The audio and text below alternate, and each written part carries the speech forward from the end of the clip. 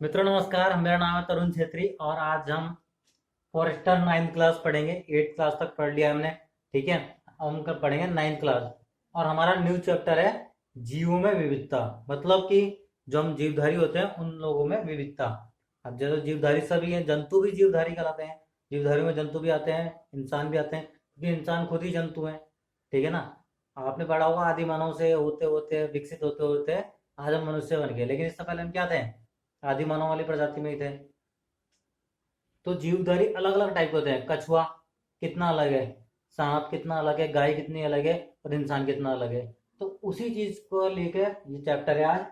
सबसे पहले हम देखते हैं कि जीव विज्ञान शब्द का यूज किसने किया था, ठीक है ना। जो हम जैव विविधता पढ़ते हैं, जैव विविधता के बारे में जो अध्ययन किया जाता है वो बायोलॉजी में किया जाता है, जीव विज्ञान में किया जाता है, ठीक है।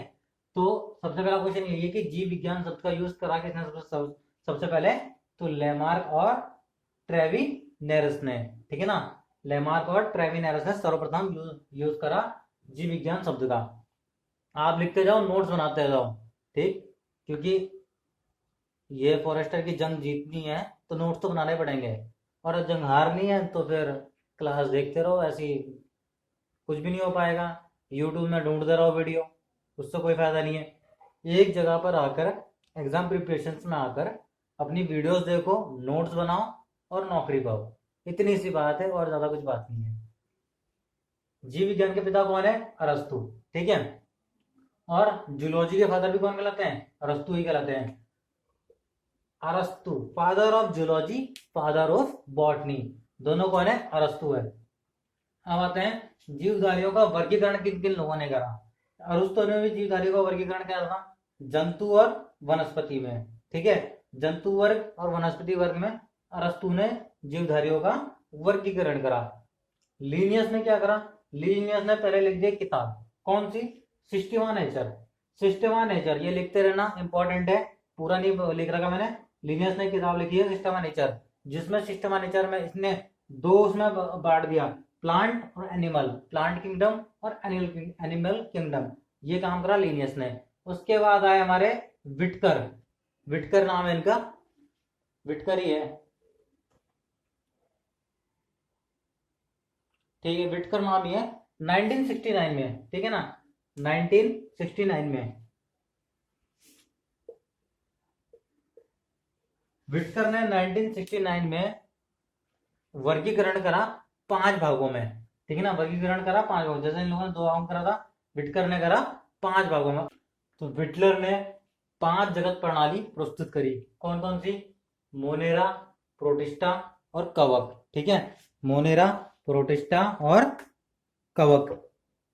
जो मोनेरा में आता है, मोनेरा के अंतर्गत प्रोकैरियोटिक, ध्यान से लिख लेना, प्रोकैरियोटिक जीव आते हैं। जो छोटे छोटे जीवाणु होते हैं, साइनोबैक्टीरिया, साइनोबैक्टीरिया, आर्कीबैक्टीरिया, तंतुमय जीवाणु या फिर नील हरित शैवाल, ये सब किस में आते हैं? मोनेरा के अंतर्गत आते हैं, ठीक है। ये एक कोशिकीय भी नहीं होते। एक कोश मतलब कुछ कुछ में तो कोशिका होती है, कुछ कुछ में आधी होती है या बहुत ही कम होती है, ऐसा होता है। मतलब पूर्णतः एक कोशिकीय भी नहीं बन पाते, क्योंकि हमने पढ़ा था जीवों के बारे में, एक कोशिकीय या बहुकोशिकीय होते हैं। सिर्फ 2 टाइप होते हैं, या तो एक कोशिकीय या बहुकोशिकीय। लेकिन मोनेरा वाले केस में वो तंतुमय जीवाणु बहुत छोटे छोटे हैं, जो सूक्ष्मदर्शी द्वारा दिखते हैं।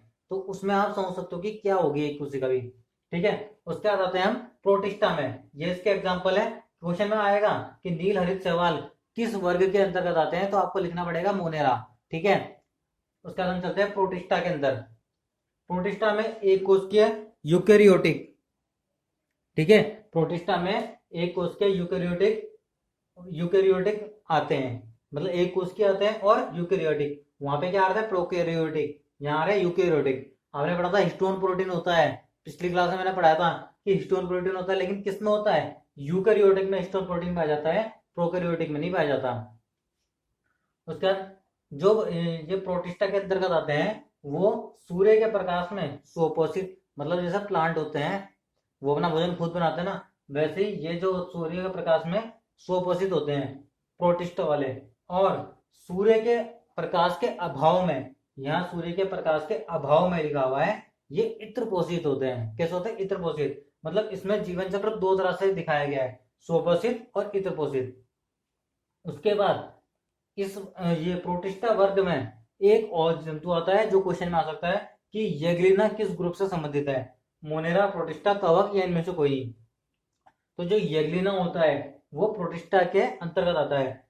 मतलब इसका मतलब ये है कि जो येगलिना है ये जंतु और पादप, ठीक है ना, मतलब एनिमल और प्लांट के बीच की चीज जो है, एनिमल और प्लांट के बीच में आता है येगलिना, जिसे हमने प्रोटिस्टा वर्ग में रखा हुआ है। इतनी सी बात है, ज्यादा नहीं है, लिख लेना आप। पादप और जंतु के बीच में जो आता है वो होता है येगलिना। येगलिना ये इंपॉर्टेंट क्वेश्चन है, और इसे हमने किस वर्ग में रखा हुआ है, प्रोटिस्टा वर्ग में रखा हुआ है। इसके बाद जो प्रोटिस्टा और प्रोटोजाओ, जो प्रोटोजोआ है, प्रोटोजोआ, प्रोटोजोआ भी प्रोटिस्टा के अंतर्गत ही आता है, ठीक है। ये तो हो गया प्रोटिस्टा के बारे में। प्रोटिस्टा में क्या, एक कोशिकीय जंतु और यूकेरियोटिक वाले आते हैं। हम चलते हैं कवक। कवक ये विषमपोषी यूकेरियोटिक जीव है। कवक कैसे हैं, ये विषमपोषी, विषमपोषी मतलब स्वपोषित नहीं होते, विषमपोषित होते हैं, यूकेरियोटिक जीव हैं जो कि इत्र पोषित होते हैं जो कि इत्र पोषित होते हैं, ठीक है।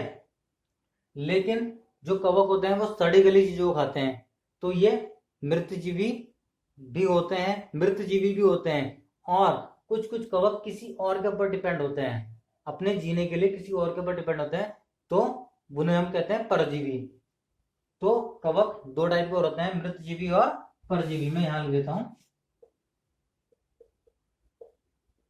मृतजीवी और परजीवी। मृतजीवी वो है जो कि सड़े गिले चीजों को खाकर अपना जीवन व्यतीत करते हैं, और परजीवी वो है जो किसी दूसरे के ऊपर आश्रित होकर जीते हैं, वो परजीवी कहलाते हैं, ठीक है। विषमपोषी में यूकेरियोटिक जीव, विषमपोषी में यूकेरियोटिक जीव भी आते हैं, ठीक है ना। कवक में भी आते हैं यूकेरियोटिक, और प्रोटिस्टा में यूकेरियोटिक आ रहे हैं, लेकिन इसमें क्या है, विषमपोषित यूकेरियोटिक जीव है, सिर्फ विषमपोषित, इसमें स्वपोषित भी हैं। और दूसरी बात जो सबसे इंपॉर्टेंट क्वेश्चन है, ये तो पता नहीं आएगा कि नहीं आएगा, लेकिन ये पक्का आएगा कि कवक की कोशिका भित्ति किससे बनी होती है। ये आप ढंग से लिख लेना, कवक की कोशिका भित्ति किसकी बनी होती है, काइटिन की बनी होती है। किसकी, काइटिन, काइटिन लिखा हुआ है। और कवक का अध्ययन क्या कहलाता है, ठीक है ना, फंगस बोलते हैं ना कवक को, तो कवक का अध्ययन क्या कहलाता है, कवक का अध्ययन कहलाता है माइकोलॉजी। क्या कहलाता है, माइकोलॉजी। यहाँ तो अभी जगह नहीं है, आपको माइकोलॉजी लिख लेना है। कवक के अध्ययन में क्या कहते हैं, माइकोलॉजी। अब आते हैं प्लांट किंगडम में, ठीक है ना।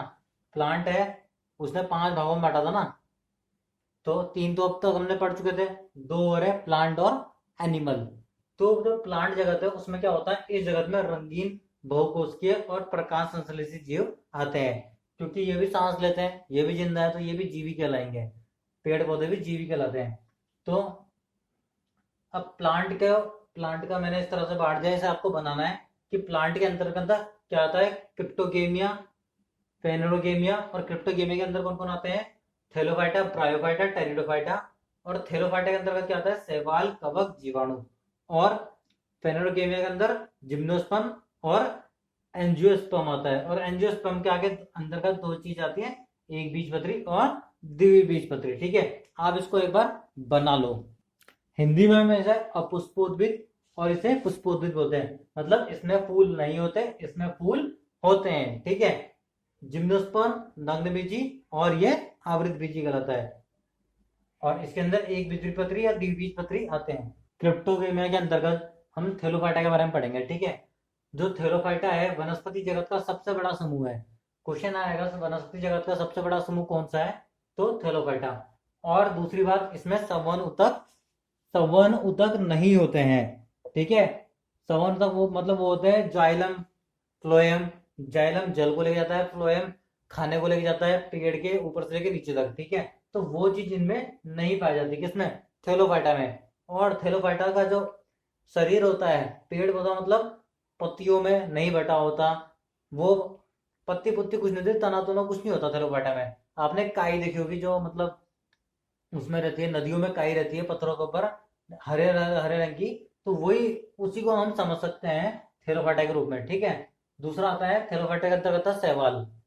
सबसे पहली बात, शैवाल के अध्ययन को हम क्या कहते हैं, फाइकोलॉजी। ये इंपॉर्टेंट है, फाइकोलॉजी किसका अध्ययन कहलाता है, तो शैवाल का, ठीक है। इससे पहले हमने कवक के लिए पढ़ा था, माइकोलॉजी कहलाता है कवक का अध्ययन। और फाइको और ये जो शैवाल है, शैवाल पर्णहरित होते हैं, शैवाल ग्रीन कलर के होते हैं, लेकिन इनका शरीर भी सुकाए नहीं होता, सुकाए मतलब बटा हुआ नहीं होता, तने और पत्तियों में नहीं बटा होता, ठीक है। लेकिन कुछ सवाल हमारे लिए बहुत इंपॉर्टेंट है, जैसे कि हम कुछ सवालों को भोजन के रूप में लेते हैं, खाने के रूप में। किस किस को लेते हैं? फोरपायरा, अल्बा, सर्गनसन और लेमिनेरिया। इसको याद करने के लिए फसल, ठीक है ना, फा से फोरपायरा, आ से अल्बा, सा से सर्गनसन और लेमिनेरिया से ला से लेमिनेरिया। तो फसल लिख लेना, फ और साला, फसल से हो जाएगा ये। इसका मतलब ट्रिक समझ लो, आयोडीन का, लेमिनेरिया, फ्यूकस, एक्लोनिया। तो इसके लिए क्या है? फेल। एफ से आ जाएगा फ्यूकस, ठीक है ना, एक्लोनिया ए से आ जाएगा, और एल से क्या आ जाएगा? लेमिनेरिया। उसके बाद होता है खाद के लिए, नॉन स्टॉक, एनाबिना, कैल। तो इसके लिए क्या है हमारा? केन। सी से आ जाएगा कैल, ए से आ जाएगा एनाबिना, और एन से क्या आ जाएगा? Non stock. ये सब किसके लिए बनाने में आता है? खाद, खाद के रूप में आता है। और लास्ट है हमारा औषधि, क्लोरेला। क्लोरेला सबसे इंपॉर्टेंट है। ये क्लोरेला को हम औषधि के रूप में तो यूज करते ही करते हैं, इसके अलावा क्लोरेला को हम अंतरिक्ष में उगा सकते हैं। मतलब जो अंतरिक्ष यात्री जाते हैं वो अपने कैबिन में वहीं पर ही क्लोरेला को उगा के रखते हैं, जिससे ये प्रोटीन युक्त भोजन ले सकते हैं और ऑक्सीजन भी इससे ले सकते हैं, क्योंकि ये वहां पे उग सकता है, ठीक है। अब हम कवक के बारे में देख लेते हैं। अभी हमने शैवाल के बारे में देखा था, अब हम कवक के बारे में देखेंगे। कवक थैलोफाइटा के समान ही होता है, ठीक है। थैलोफाइटा के समान का मतलब क्या है? ढंग से देखते हुए चलना बस, क्योंकि जीतना ही जीतना है मैं, ठीक है ना।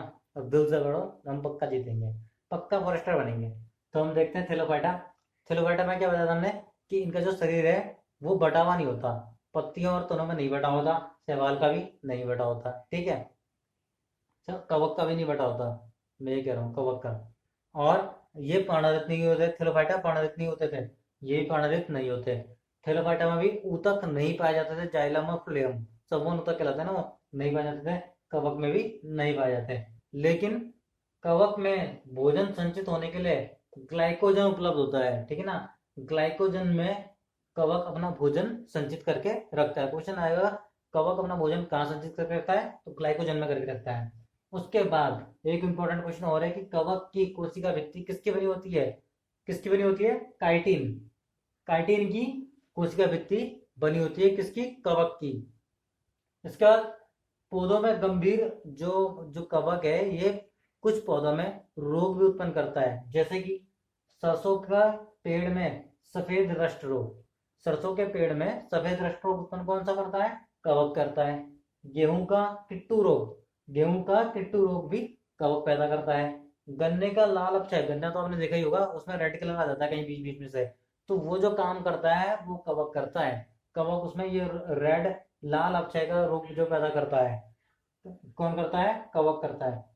और नट मतलब कि मूंगफली में कौन सा रोग उत्पन्न करता है? टिक्का रोग उत्पन्न करता है, कौन? कवक। इसके बाद हम चलते हैं जीवाणु में। इसका हमने जीवाणु भी पढ़ना है ना। जो जीवाणु होते हैं, जीवाणु की खोज करी किसने? लिवेन हॉक ने करी है, ठीक है। जीवाणु की खोज लिवेन हॉक ने करी है, कब करी है? 1683 में इसने खोज करी है। ध्यान से देखते हुए चलना, क्या क्या आ रहा हूं।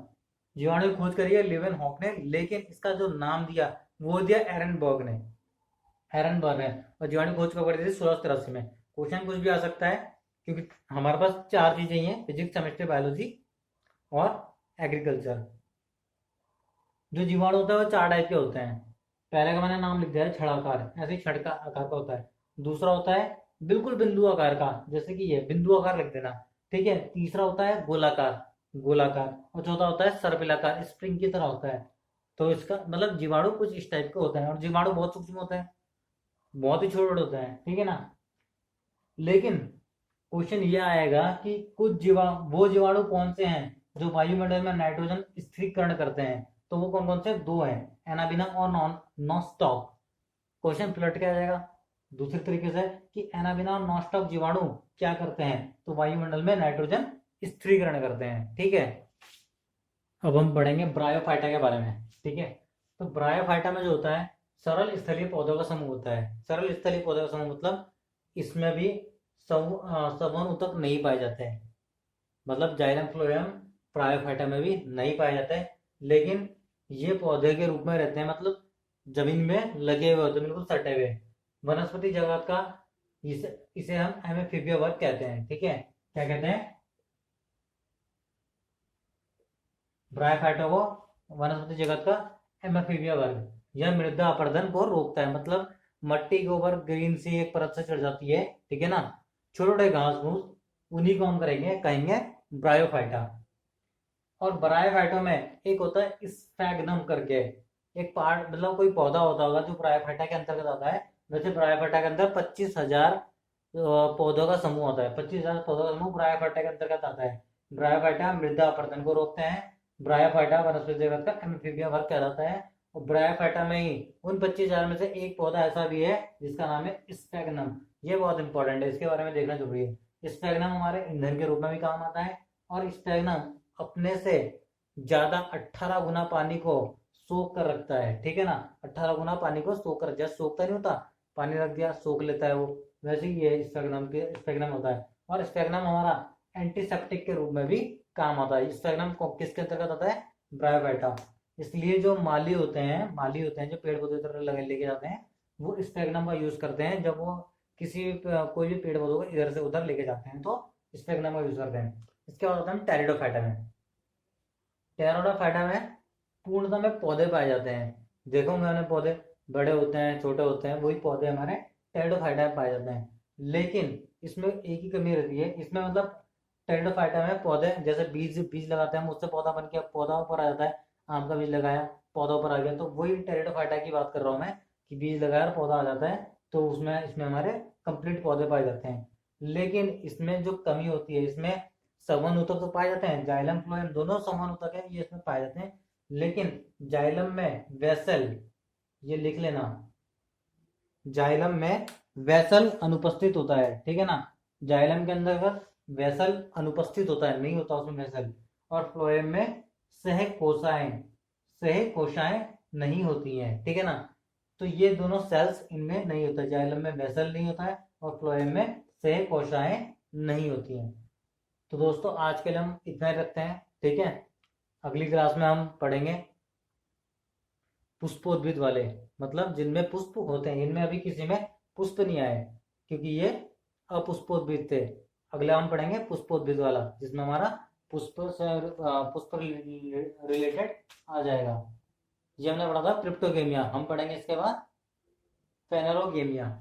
तो आज के लिए इतना ही। मेरे चैनल को सब्सक्राइब कर देना, लाइक कर देना, शेयर कर देना। आपको पता ही है चैनल का नाम क्या है, एग्जाम प्रिपरेशन। और क्विज सीरीज में चले जाना, क्विज सीरीज वेबसाइट है, इसमें आपको फॉरेस्टर का पेपर मिल जाएगा और उत्तराखंड के पेपर भी मिल जाएंगे। ठीक है, तो धन्यवाद दोस्तों आज के लिए।